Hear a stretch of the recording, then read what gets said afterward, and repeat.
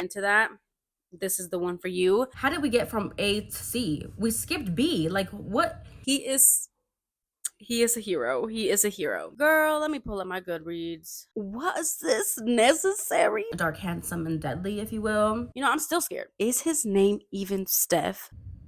Yeah, spooky. My hormones. Like, I'm literally just a girl. That was a crazy move on my part, for sure. It's crazy. Okay, it's like kind of a cult. I don't know why I'm like this. Whoo, girl.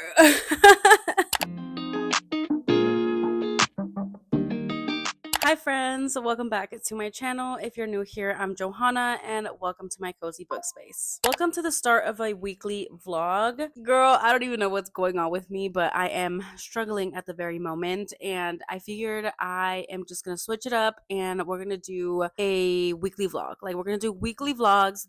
Today is March 4th and we're gonna go to March 11th, which is gonna be a week from now. I kind of hate that I'm starting this on a Tuesday, but what can we do? But yeah, I definitely wanted to intro this vlog. As for what we're going to be reading, honestly, it's up in the air. There are so many books that I want to read, listen to, and talk about with you guys. With that being said, I'm currently reading 3 books. I won't update the 3 books that I'm currently reading as of yet. I'll probably end up updating you guys tomorrow, but I will let you know which books I am currently reading. So first one being The Flat Share by Beth O'Leary. This was actually on my February TBR, which is something that I'm going to try and tackle in March. I feel like in February, I was tackling my January TBR. Girl, I don't even want to talk about it. We'll catch up at some point, but I'm still doing this because at least for my, like, you know, my TBR picks my physical TBR.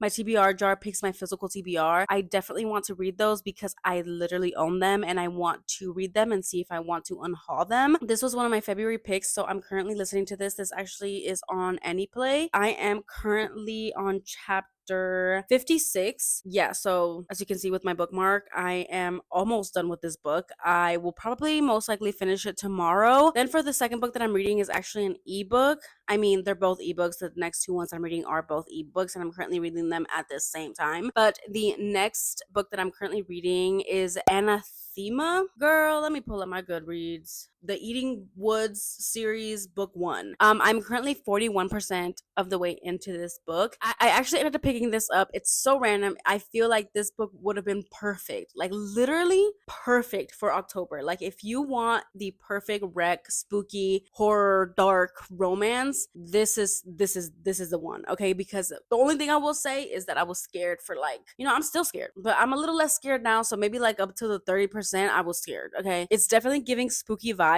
And then the third book that I'm currently reading is A Rebel Without Claws by Juliet Cross. This is book 1 in the Southern Charm series. This is actually like the second generation of the Stay a Spell series, and I am actually 19% of the way through. I decided to pick this up just for the simple fact that I needed something light and fluffy. Okay, I was reading Anathema, and usually with my ebooks, I'll read them at night, like before I'm going to pass out. And girl, reading Anathema before I'm gonna go to sleep, that was a crazy move on my part for sure. But I didn't really know what I was getting myself into. I didn't even read the synopsis. I didn't do none of that. I just jumped right in, and crazy to say the least. Okay, so I needed something to like kind of balance that out. Like, I'll read like a couple of chapters of Anathema and then I'll jump right into A Rebel Without Claws. Okay, this is like a cutesy little paranormal romance. Those are the 3 books that I'm currently reading, but I'm definitely going to be reading a lot more books in this weekly vlog. If you guys want to come along and watch and be with me and listen to me yap this entire week, then go ahead and keep on watching.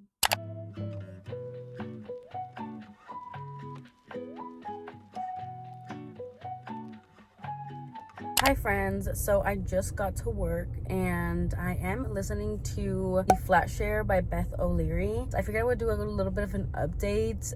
It's not much, I'm not that far into it, but I have a basic understanding.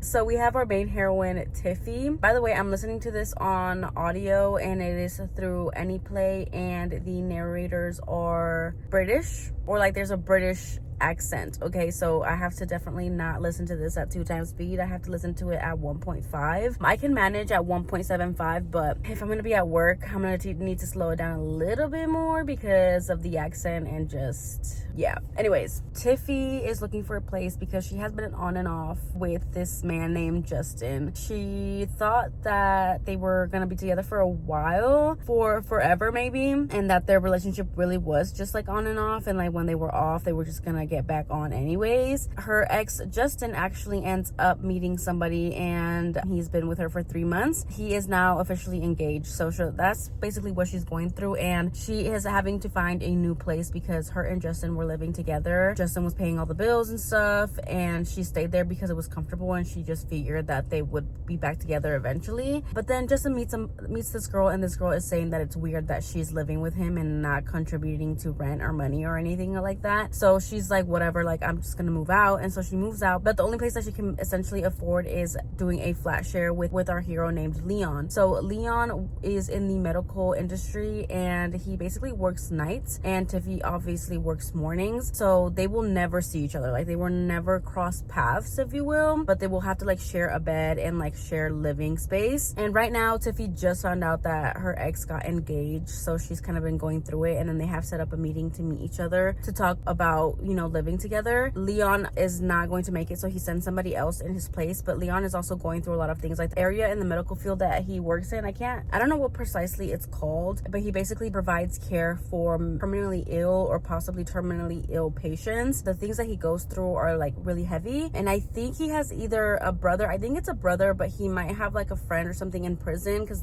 he just got off a phone call with somebody. And yeah, so he's also in a relationship, so I don't know how that's gonna play out. The girlfriend is not happy that he's going to be having somebody like living in the same space that he is, but he needs to make money and quick money fast, so that's what he's doing. He's not gonna make it to this coffee date thing to talk about their living arrangement, so he sends his friend in his place, and Tiffy is about to meet up with this friend and talk about it. She doesn't know that Leon is not gonna make it, but anyways, they're still not meeting each other. I will say I'm kind of feeling meh about this book because I don't know if I like Tiffy. Like, I don't know if I like her, or like I don't know if I'm in the right headspace to deal with this woman who is in love or thinks that she's in love with this man Justin, and then having like 3 months and he's engaged to somebody else. Like, girl, he never loved you. Like, I don't like it. And so she's still hung up on him, all of that. And her friends seem like friendly, but like there are like these passive aggressive comments, and I don't know if they're supposed to be passive aggressive comments, but I peeped it and I'm like, I don't know how I feel about all that. I'm a little bit more interested in Leon, but he is also in another relationship, so I don't even know how this fucking romance is gonna play out. I also don't even know if this is open door. I don't know nothing about Beth O'Leary. Okay, I've heard good things, but I've also heard like mid things, so I don't know, I might fall into the mid things. But that's my update for now. I have to literally get going. I have to clock in for work. I don't necessarily know when 20% is, but I'm gonna give it 20%, and if I feel like DNFing it, girl, I'm gonna DNF it, because right now my reading is not going so well. Like, I haven't been like my reading is just not the best, and I can't go into it right now, but I'll maybe, if I'm still feeling this way, I'll go into it later. But I have to literally stop recording and go into work because I'm gonna be late. But that's my update for now. I'll talk to you guys later.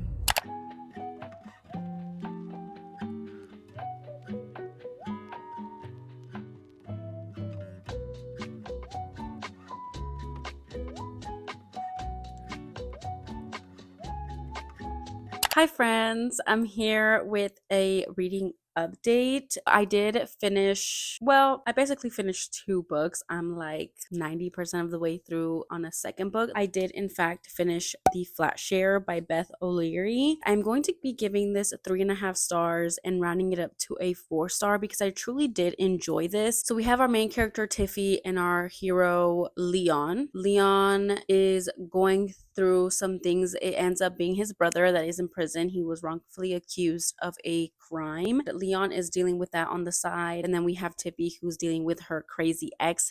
Her ex becomes basically the main plot in this book. He is emotionally abusive, and we come to see how Tiffy learns that, she becomes aware of that, and how she takes the steps to acknowledge her triggers and find solutions and or her ways to improve on her reactions to those triggers. So that's basically the main plot. And I will say, I did love the progression of their romance. I did love how Leon and Tiffy kind of slowly built a friendship first over sticky notes and little messages that they left each other in this apartment. How slowly Leon started falling for Tiffy, how scary it was for Tiffy to be falling for Leon. So with Leon, he does have a girlfriend at the beginning, but he slowly comes to the realization that he is no longer in love with this person. And it has to do with a huge part of that said girlfriend not believing that his brother is innocent. And that is such a big part of Leon's life. Like, he needs that in a partner,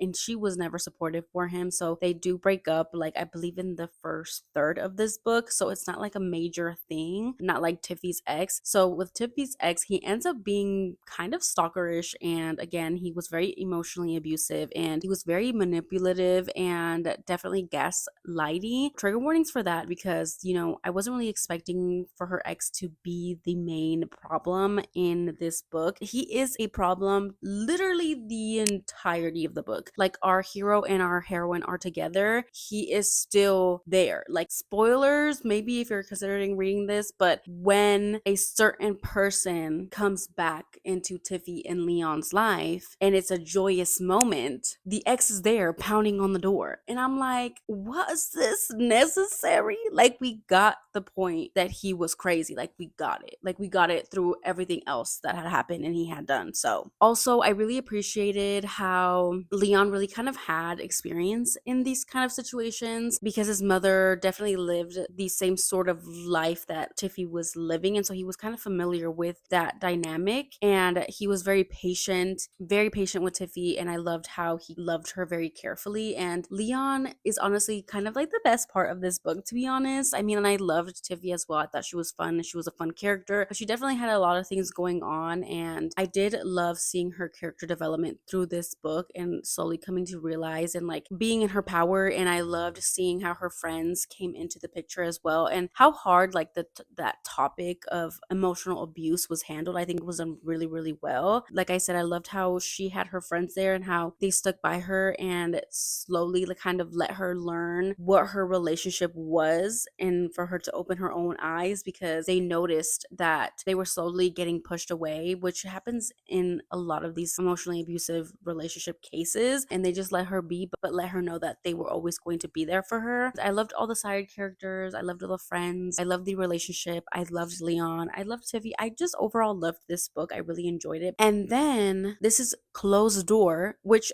I didn't know, which I feel like when I know, it's a lot easier for me to be like, okay, that's fine. But because I didn't know, I feel like it also deterred my enjoyment of this book. Not because I need that in a book, but because I didn't know, I was like, damn. Because there are moments in this book where they are like making out and like doing stuff, and it's getting heated, and they've worked towards this very moment. And it's just Closed Door.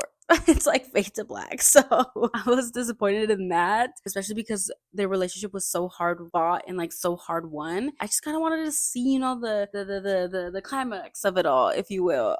So yeah, I give it 3.5 stars, but definitely rounding it up to a 4 star. To be honest, I'm not even sure if any other characters in this world get a book. I haven't looked into that, to be honest. So I guess those are my thoughts. And with that being said, I'm going to be unhauling this book just for the simple fact that I don't think that I will ever reread this. And if I do reread it, I'll just reread it on audiobook. So I definitely don't need to own this. It is such a cute cover and it's just so cute. But I just truly honestly don't need this. And I really thought the audiobook was the most enjoyable way to read this, because I feel like if I had read this physically, I would have definitely 100% DNF'd it. But because I was listening to this on audiobook, it was definitely easier for me to continue and push through. Like I said, I almost DNF'd this, but because it was audio, I pushed through and I ended up really, really enjoying it. So safe to say, read at your own discretion. Read if this sounds like something that you would enjoy. But for me, it's not something that I will be rereading, and therefore I will be unhauling it. Now, let's talk about what I am currently reading, which I'm most likely going to finish today if I have the time, and I will most likely be buying a physical copy because I loved it. It is just so good and so unexpectedly good. Okay, I went into this book not knowing anything. I mean, I knew it was like surprise pregnancy, but listen, I am currently reading Ready or Or Not by Cara Stone. I am listening to this on audio. I actually ended up requesting this book after I heard Emmy from What Emmy Reads on YouTube talking about it, and I totally forgot I requested it, and it became available, and I had one day left just today, so I have to finish this book today, and I decided to start listening to it this morning at work. I loved it. I did find it kind of weird. It was kind of difficult for me to get used to the audiobook because I think the narration, especially at 2 times speed, was a little jarring. I needed to get to fall into the groove of things, especially going from this book and this narrator into the narrator for Ready or Not. We basically have our main heroine. Oh my god, what is her name?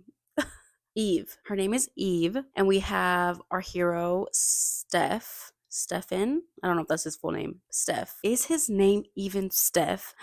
Girl. And then we have the baby daddy, Ethan. Or is it Evan? Oh my god. I suck at names. I'm so sorry. I think it's Ethan. It might be Evan. Oh my gosh. Am I gonna literally look this up right now? Our heroine's name is Eve. Oh, his name is Shep, not Steph. I knew Steph was wrong. I just knew it, okay? Eve is a very quirky heroine. Okay, she's not gonna be for everybody, but I think that she's so funny. And I just found myself overall like just smiling and laughing and giggling throughout this entire audiobook listen. I like slowly fell in love with this book. Slowly fell in love, loved it. 4 stars, maybe even 5 stars kind of book. Okay, and this is a surprise one night stand pregnancy trope. I will say that I fall more into the category of I don't like that rather than I love that. So it was definitely surprising for me to have fallen in love with this book. She has a one night stand with baby daddy. She ends up pregnant. We open this up at her at the OBGYN trying to get this figured out. And she's basically kind of having like a blase attitude to her being pregnant. Like she's shook, but she's not that shook. And she's definitely going to be keeping the baby. So she ends up telling her best friend, Willa. She definitely does not have the best reaction because she's going through her own personal things. She is having fertility issues. So definitely, check trigger warnings for that if you're uncomfortable with those discussions. I mean, this is a surprise pregnancy. So overall, if pregnancy is a trigger for you, then definitely this is not the book for you. I loved the discussions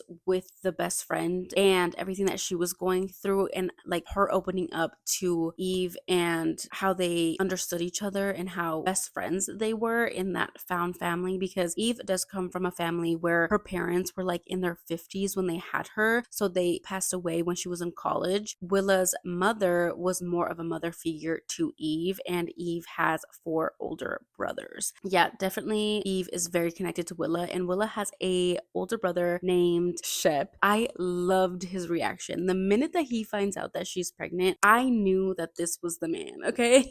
Because he is just the sweetest, kindest, thoughtful man. Like this man is on his knees for our heroine. It is that it's always been you trope, and I ate it up, but it wasn't that like obvious it's always been you trope. Maybe because we don't get his POV. Just seeing him love Eve from afar and be there for her through her entire pregnancy and just take care of her and be there for her and love her unconditionally and love this baby unconditionally was, girl, I was eating it up. I was just absolutely in love with it. I just absolutely loved this book, and I loved Shep. He was just absolutely amazing through this entire book. He orders her lunch, and he just does these little things like just thinking about all the things that he does for her makes my heart literally burst. This book is a warm hug. This book is like the warmest smile on your face. Like this book is so cute. I loved it. I think Eve and Shep are perfect for each other, and their story is unconventional but is absolutely beautiful in the way that it happened. I love them. The baby daddy does play a part in this book as well, which I absolutely loved because you get to see a different reaction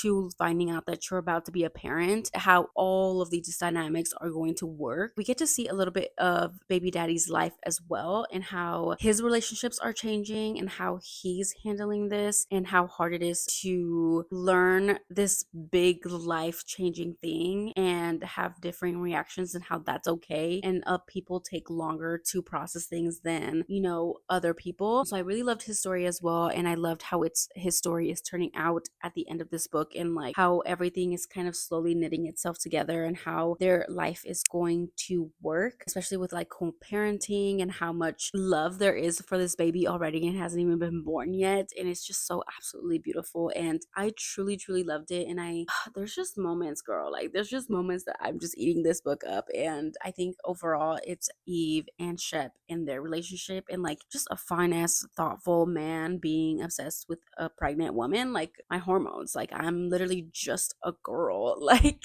there's not much that needs to happen for me to absolutely melt at a man being a man with a baby. Like I ate this book up. It was so, so, so good. And I haven't even finished it. So I'm like over here talking about it was so, so good. So, like, with that being said, I'm most likely going to give this book a 4 star. And depending on how it ends, it might be a 5 star, you know, willy nilly. Throwing 5 stars out there. Not really. It's more like a 4.5 star, but I loved it. Like, I loved it. Right now, the part that I stopped at is that she's literally about to give birth. I think I only have like maybe 20 minutes left or maybe 30 minutes left. So I'll definitely end up listening to the rest of that today, hopefully. And I really, really want the paperback because I loved this so much. I haven't read a surprise pregnancy book in a long time. I can't even remember the last one that I read, and this one really caught me by surprise. So I'm 100% so happy that I requested this book and I actually listened to this book. It's so good. And I will say there's spice in this. Chef's kiss. The audio, oh my god, this is like one of the best audiobooks I've ever listened to. The narration, like they really took that job serious, okay? And it's so funny, and I loved it. I'm just laughing out loud, and I can't recommend this book enough. Like I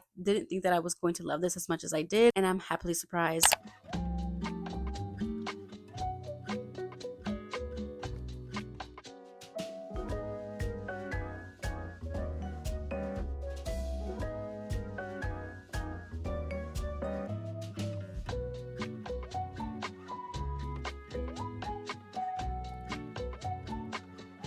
Hi, friends. So I'm back from Target. I went to get a couple of things, some things for dinner, some things for like tomorrow, etc. I also did end up getting these almond croissants. They were on sale, and I was originally gonna get chocolate chip muffins because I have been craving chocolate. Did not get those. Figured these were better, but who knows? Anyways, I also got like chopped Caesar salad, which I'm gonna have with some shrimp for dinner, and then I'm gonna have an almond croissant. Yes, I will. I did also go to Target looking for Wild Eyes by Elsie Silver. They had the Target exclusive edition, but that's not the one that I wanted. So I didn't get it. And I looked everywhere, literally everywhere, for the deluxe edition, like the first print run edition, because that edition would match all of my other ones, and I couldn't find it. And I also could not find Ready or Not by Cara Bastone. Is it Cara? Girl, I don't even know. I did end up finishing it on the way to Target, and on the way back, I was actually on like 97%. So I don't even know why I was saying I was like 80% of the way in. Like the last 3% was basically her giving birth and that experience, and that was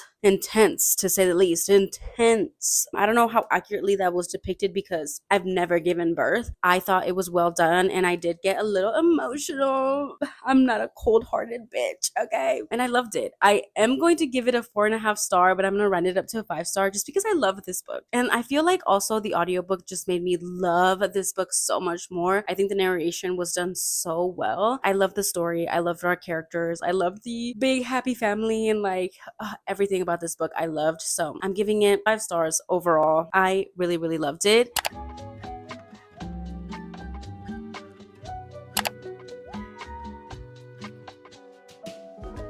Hi, friends. So I'm here to do like literally my eyebrows. I don't think I'm gonna do much because I'm going to do like a full beat like later tonight when I have dinner plans, but I do want to like at least do my eyebrows. I kind of wanted to do my henna eyebrows, but I might do that like later before dinner because right now I don't have time. I have errands to run. It's Saturday, by the way. I have breakfast with my mom. I'd rather get those done like as early as possible so that way I have like more time to get ready before like dinner. I mean, dinner is at 9, so like I have time, but like, you know, when you're getting ready, it takes a while, okay? And then especially if I want to like film content and stuff, it just takes a lot more time. But I wanted to come on here and talk to you guys about Anathema and A Rebel Without Claws. So with Anathema, that we have our main character, she was actually a baby left outside by this like bone archway in her little village, and it's said to say that if you cross the archway, like you will not be coming back, like there's a monster in there. She was taken in by this family that doesn't really treat her well, and she is basically the outcast of this village, and she's basically grown up like this her whole life. She does have a really close relationship with her sister, and they're kind of there and they support each other. Her father figure passed away away, so she was left in the hands of her stepmother, but I'm not sure if that really is her stepmother. I guess we're doing concealer. And she treats her horribly. She actually ends up selling her to this man, and this man is crazy to say the least. Like, there's so many spooky elements in this story, like little spooky things that happen that kind of eventually add up. So like there's like this raven attack. I don't know if it was attack, but like one of them died and she ends up burying it, and that causes like a catalyst to happen. And then she finds this egg, and it's kind of like a little mini dragon, a baby dragon if you will. Then we have like some sus things going on where her sister is actually getting freaky with her uncle, and they're not really related, but like they call him uncle. She ends up getting pregnant, and like everybody finds out, so they end up banishing her because this village is so like, it's crazy. Okay, it's like kind of a cult. And it's like really bad to like literally get pregnant like outside of a marriage. They're going to banish her, and like they took our main heroine. What's our main heroine? Oh, Mavis. They took her. She was in the hands of Morose, and that's when she like finally sees who he is, which is a monster. Not a monster like literally, but like literally he's trash. Like he is crazy to say the least. Like he is not mentally well. She sees this and she's like, well, I'm gonna run with my sister. So like on banishing day, they both cross over, as well as the uncle Rifton. He really thought that he wasn't gonna get punished, but he definitely did. This is where they run into the monster. Now the monster is giving scary. The monster is giving like he eats you whole, like this black shadow. But once he eats you, he transforms into the person that thing ate. Mavis sees this monster eat her uncle, and so she's like running through the woods. She runs into Alicia, and like they are at this other like archway. It's like a door and has like this clear film through it. Like you can pass through it if you are of blood. And let's say like it's like kind of like an entrance to like another world, like Fae worlds, girl. I don't even know if they are Fae, but this is where their hero lives. But anyways, the heroine ends up going through this thing thinking that her sister was going to come in right after her, but when she turns around, she sees that her sister's kind of like hesitating at the door. Like I don't know if she was hesitating to go through the door because she was scared, or if she literally could not go through because she does not have the blood of the people from there. We just get to see like this horrible moment where the monster is right behind Alicia. Mavis is just watching this, but she ends up getting like captured by the guards on the other side, and so she's turned around. So now she doesn't know if her sister is dead. She's most likely dead, but who the fuck knows. But that part was so scary. Like imagine you seeing this monster coming up behind another person, and that person is being completely oblivious. Yeah, spooky. So then she goes into this world, and she is rescued by the hero. Backtrack, the hero actually first sees Mavis because he is sent over to like the heroine's world to basically kill her, because he was told by a mage that he needs her blood that converts into a stone to cure his curse. You get to see how he has been cursed at the beginning of the book, like the prologue. So he is sent over, and he goes and he finds her, and he is immediately like astounded by her scent. Like she smells like oranges, and like humans just have this very enticing scent, and hers is oranges, and he finds her absolutely stunning. She's sleeping, and he's like looking at her, and he's like, oh, I just have to kill her. Like his body is having like a weird reaction, well, if you will. But then when he tries to kill her, he can't. He actually, when he tries to kill her, he feels immense pain. Like his curse actually backfires and tries to kill him. So he ends up leaving without her, and like just very curious and kind of angry that he couldn't kill her because she is the key to his curse. And so anyways, fast forward, she is saved by the hero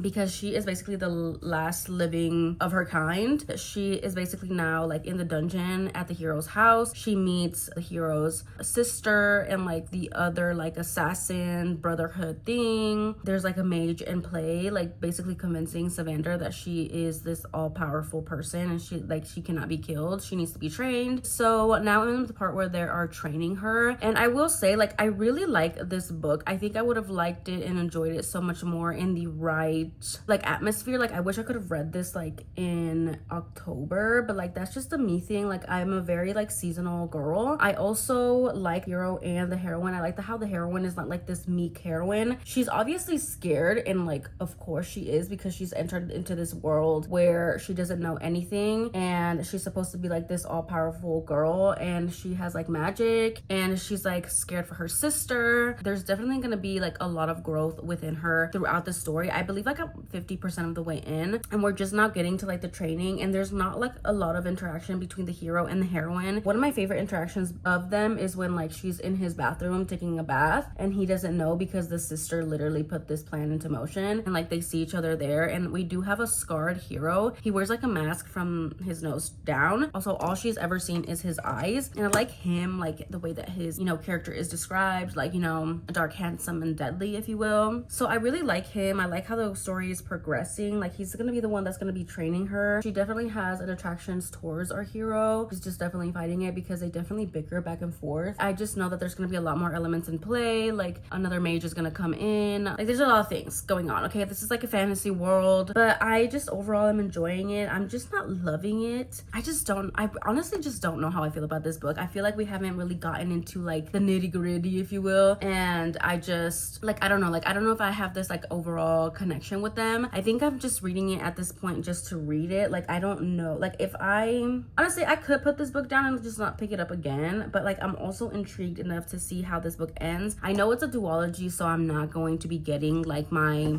APA in this book, and I'm mostly doing it for the romance. Like, I really want our characters to get together and see like how their romance progresses. So just to say, I'm intrigued, I'm reading it.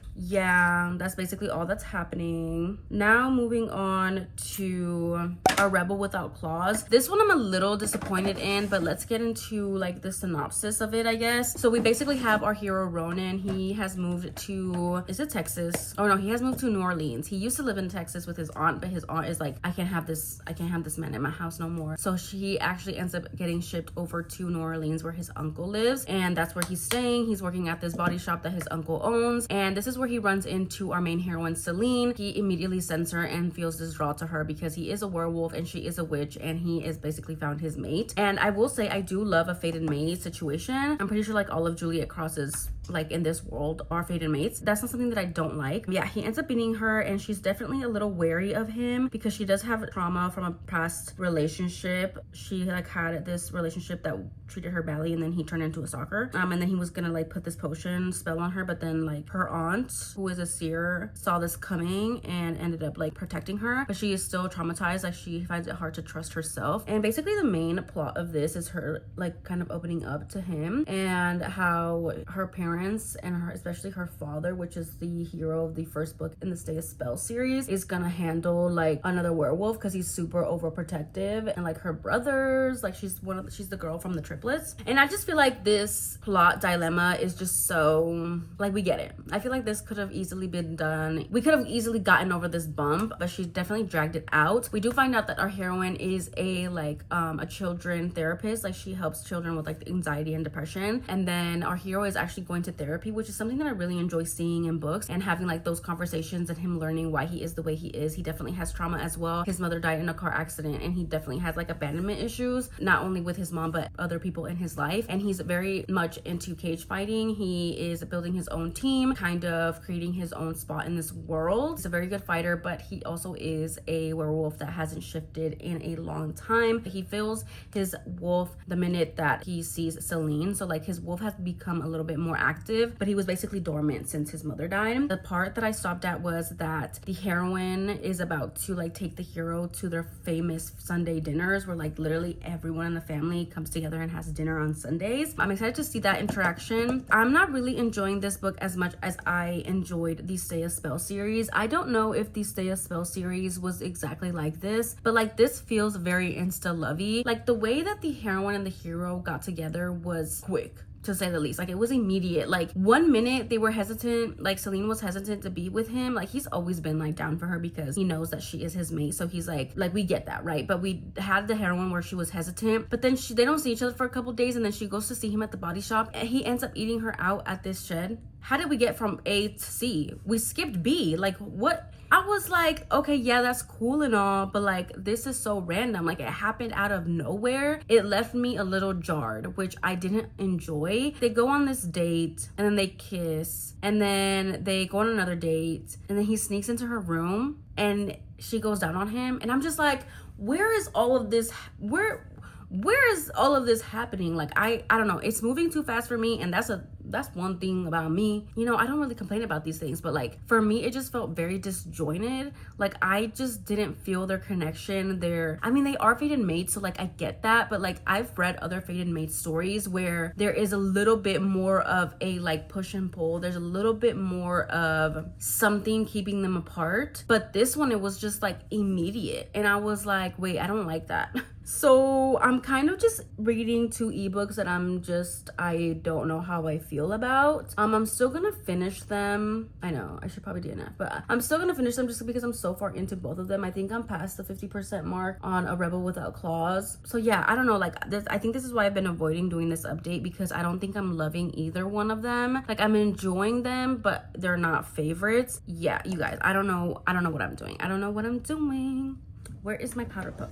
I guess those are my two updates. I know they're not really great. Yeah, I think I'm gonna have to like read the Stay a Spell series again to see if this was like common and I just like, you know, my past self just didn't realize it. But I just don't think that Stay a Spell was that insta lovey. Like I really don't. Yeah, I'm gonna have to end up doing like a little bit of a reread just to see, or maybe just like the second generation is just not gonna be for me, or maybe just the first book is gonna be a flop. I just don't know. But I do love Juliet Cross. Like I love her books and her writing, so I don't know, maybe this just might be like a one-off. Hope it is, because I do want to get to like the other siblings and other characters' romances, and we kind of get to see like other side characters and like who their potential like persons are gonna be. Just kind of mid right now. Okay, so this is the finished makeup. Those are my reading updates. I will talk to you guys probably most likely tomorrow. I'll try to film a lot of b-roll today and take you guys along with me, and then give you guys reading updates, and yeah, we'll have a productive Sunday as well. So I will see you guys then.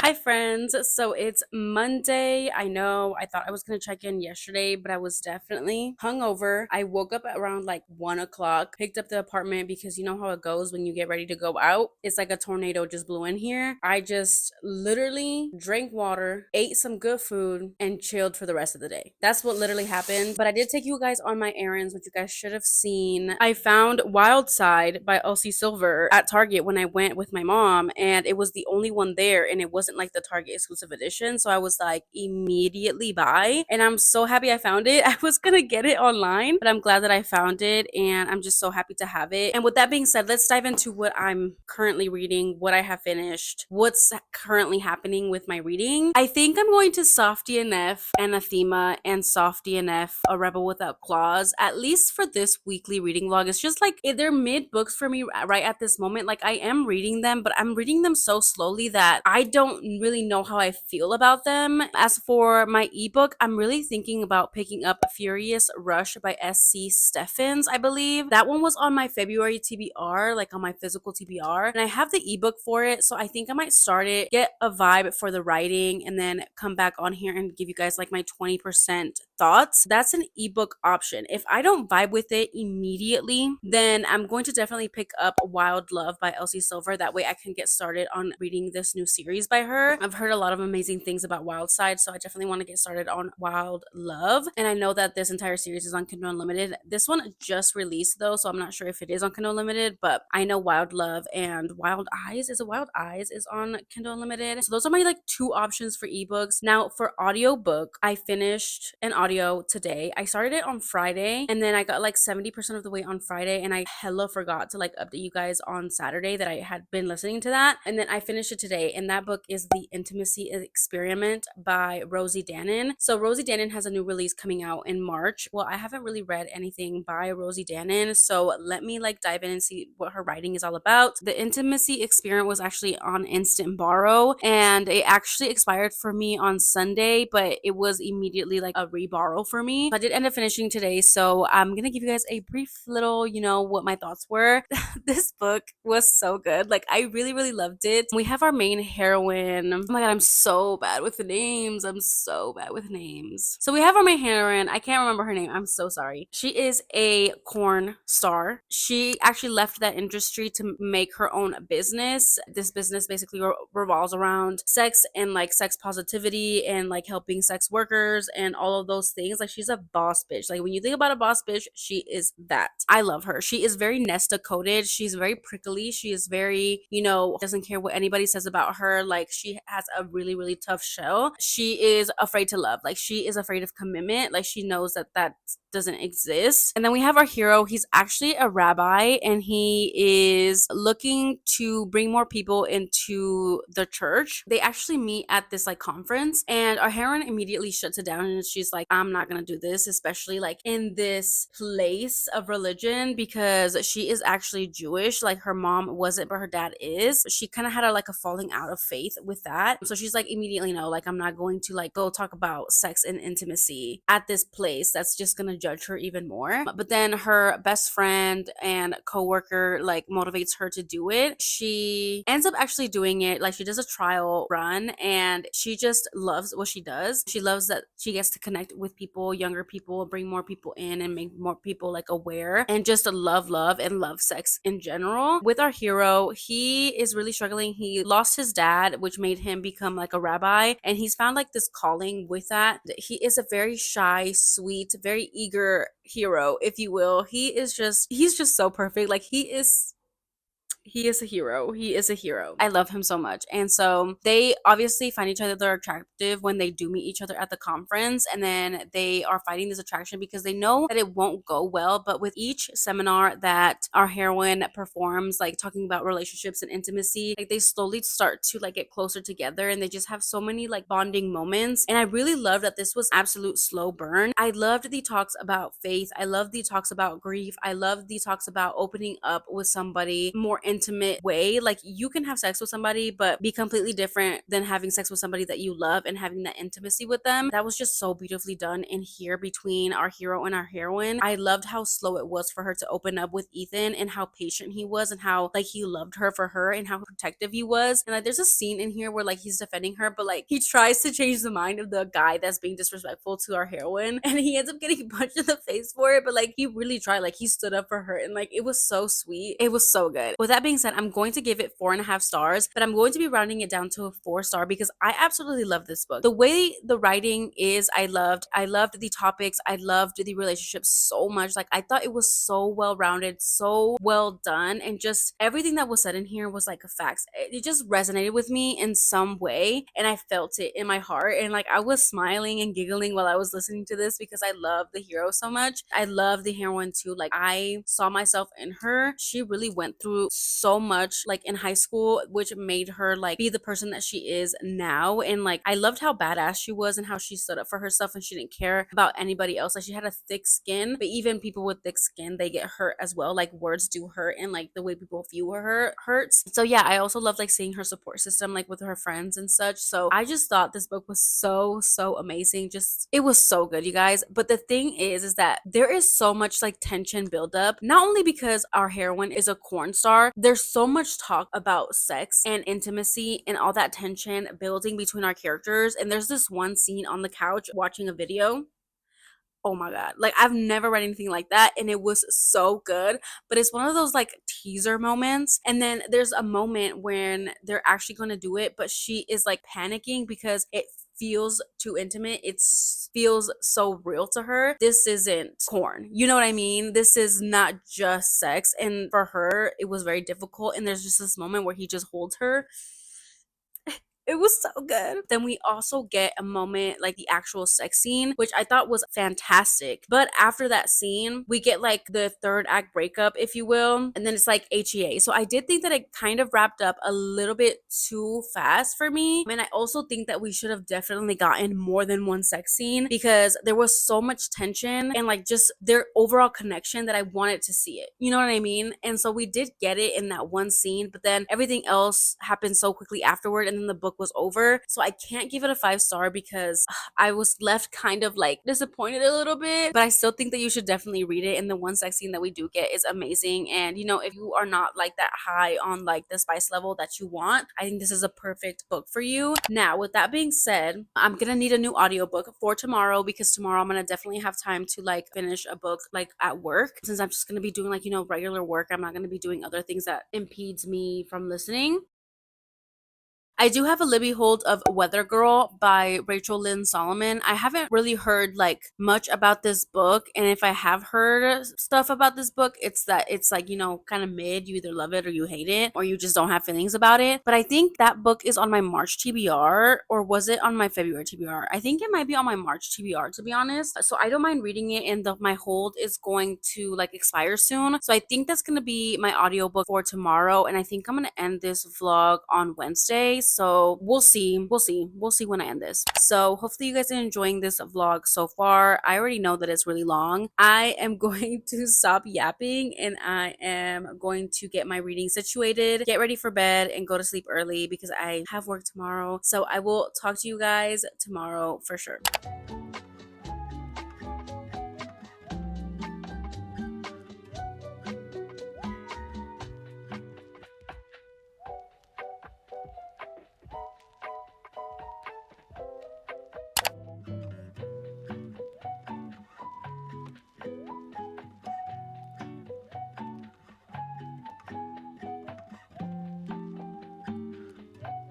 Hi, besties. So it is actually Tuesday, March 11th, and I did end up finishing Weather Girl, and I did figure out that this is actually on my March TBR. So props to me, but I was low key for this weekly reading vlog. I was low key trying to read my February TBR, and that just did not happen whatsoever. Literally the life of a mood reader because I'm literally reading everything but my TBR. But let's talk about this book. So I did end up reading the audiobook. I listened to it from my Libby, and I will say I absolutely loved it. I'm giving it 4 stars. We have a heroine who struggles with depression and also struggles with some past trauma, especially her experiencing depression and mood swings and just all of these mental health illnesses with her mother. And she definitely feels abandoned by her mother, but she also does have a great relationship with her older brother. And then she is basically the weather girl. She is a meteorologist, I think is what you would say it's called. And she finally has like her face on a billboard, like people recognize her. So we have our heroine Ari, our hero is Russell. Russell's boss is Seth, and Ari's boss is Torrance. So Torrance and Seth are divorced, but they also work together. They own this company. Russell has been struggling at work as well because Seth, his boss, has basically been in a bad mood ever since the divorce, and you can tell how hostile Seth and Torrance's relationship is. But it's very like passionate arguing, and like they like to like pick at each other. So there's definitely unresolved things going on with those two. But Russell and Ari actually end up striking up a conversation after this work party when shit goes down, and they have this idea that they should try and get their bosses back together. And so this ensues their journey of getting their bosses together, but also them falling in love with each other through that process. Honestly, I really loved it. I didn't read the synopsis before I even started reading. I just knew that the heroine was a meteorologist. Like, I didn't know nothing going into this. And so that whole plot twist of them trying to get their bosses to be together and they fall in love in the process was very interesting. I really enjoyed it. I was entertained the entire story. And I love the audiobook as well. I loved the mental health representation in here, and how that was handled and talked about. I truly loved our heroine and how she was as a person. She was very loving, but she was also very like traumatized. Like, she didn't think that she was lovable because she was in a past engagement and that ended, and she has seen her mother go through multiple men that always leave her mother because of her mental illness. She is depressed and she takes like medication for that, and so she feels like she is going to be too much for whoever falls in love with her. So she never really shows like her rainy days, her cloudy days, if you will. She never shows her bad days. She always puts on like a fake smile. She's always this like happy-go-lucky girl because she doesn't want to burden anybody with her mental health. I related to that so much. Nobody can really handle that burden but yourself, but really it's very peaceful peaceful and good for you to hand that off to somebody that you love and you trust. So I loved seeing her experience with that and her overall like development with that. Absolutely loved Russell. He also struggled with anxiety and he was insecure because he is a big boy. He is also a single father and he does have a DILF body or like a dad bod, or is he a DILF? Girl, I don't even know, but Ari says it in here, so that's why I mentioned it. That's so dead. But he's so shy and he really falls in love with Ari and like everything that she is, and he sees her for who she is. And I will say this was a lot spicier than I thought it was gonna be. This is Rachel Lynn Solomon. Isn't Rachel Lynn Solomon the same woman who wrote Better Than the Movies? Like she writes YA, so like I don't know, like I always think of her as a YA author, so I never think about her being like in this spice level. But the spice, I loved the spice in this. It was so good. And I was shook. There was like, I think there were like maybe two and a half, maybe three scenes in here that I was just like, and like there's these scenes where like the hero is so insecure, like about his body. Like he is fat and he calls himself fat. And it's just like a word, like that is just what he is. He has like stretch marks on his belly. And like, I love how like eager and like how in love the heroine was with this man, that she loved him for him and his body. And like, she was so turned on by him. And I thought that was just chef's kiss. It was so good. Like, I really, really loved it. So I'm kind of like in this space where I don't like, do I keep this?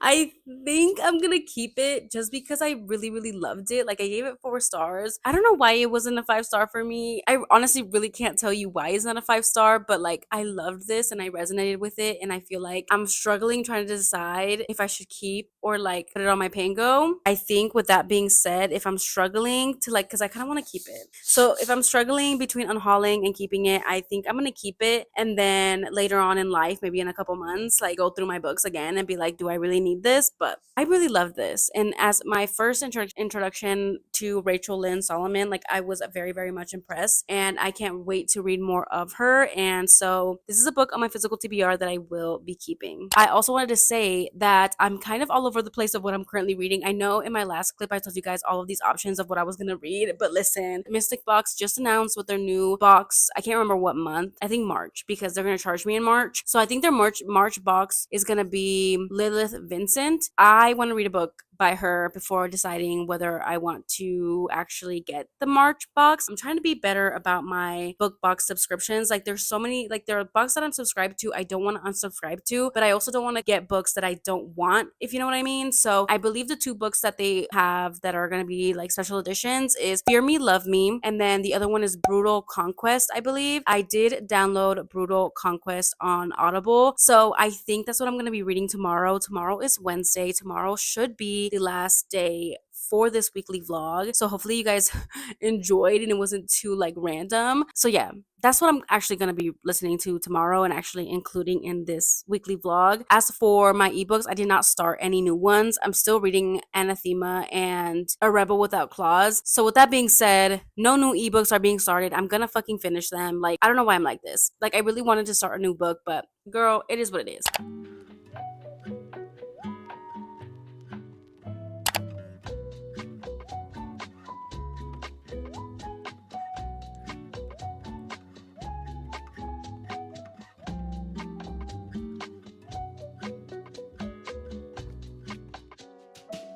Hi friends, so I'm here to close out this video and also give you guys my last reading update for this weekly vlog. Let's talk about Brutal Conquest by Lilith Vincent.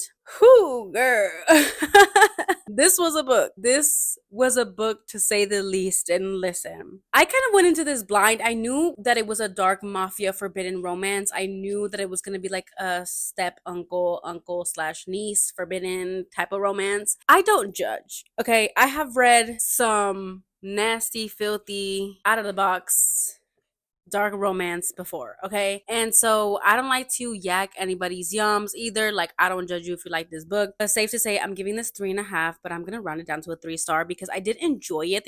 There were aspects about this book that I really did enjoy. But before I get into what I didn't like, This book is about Xenia and Christian. So Christian is Xenia's uncle. Xenia's father is the boss of this bratva. They are a Russian mafia and like they deal in illegal items slash merchandise. Xenia's father's family adopted Christian when he was a baby. So he is not full-blooded related to the father. So he's not really Xenia's uncle, but he has been there since Xenia has been born, since she was born. And we do get like past chapters of like him with her. I think it goes from I think it goes from like 10 to 16 and then he's gone for 2 years and he comes back when she's 18.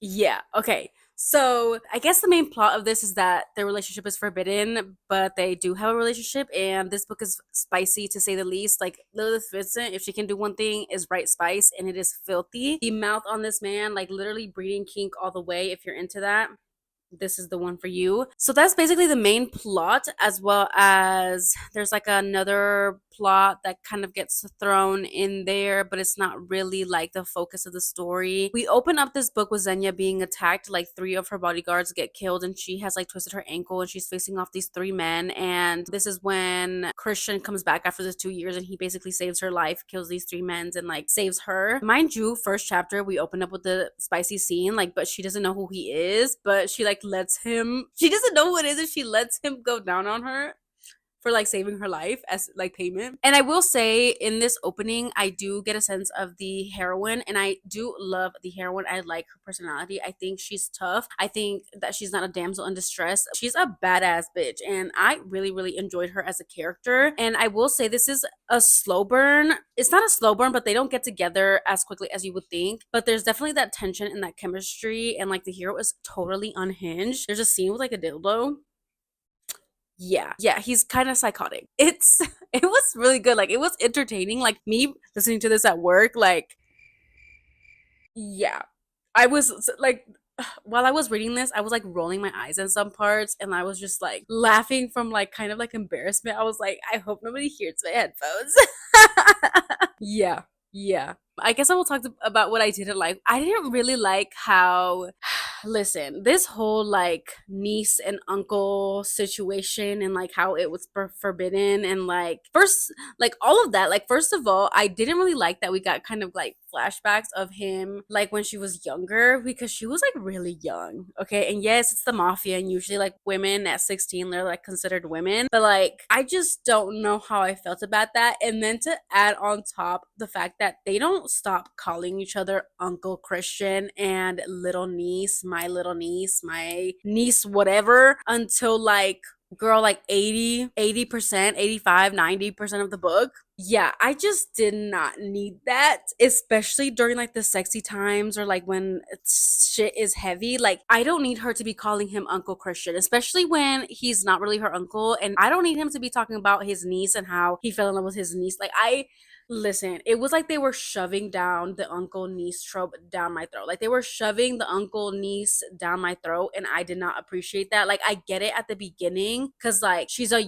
younger, and so he is her uncle, you know, like in her brain. But him, I feel like the moment that they realized that their feelings were different in the not familial area, I think that should have just been cut. Okay, like I think we get the point that is forbidden. I think we get it. We don't need to be saying Uncle Christian and like my niece. None of that. None of that. Like I was just it was cringy the entire time I was reading it, and I got the ick multiple times. If you're like really icky about like, you know, it's not even like that big of an age gap, but like the fact that he like falls in love with her when she's like essentially 15, 16, this is not for you. This is not for you, okay? And so yeah, like I just felt really cringe and I felt really icky, and I think that we should have just dropped the familial nicknames a long time ago. So I think that's all I will say about this book. And with that being said, I did skip my Mystic Box Lilith Vincent March subscription. I think this is my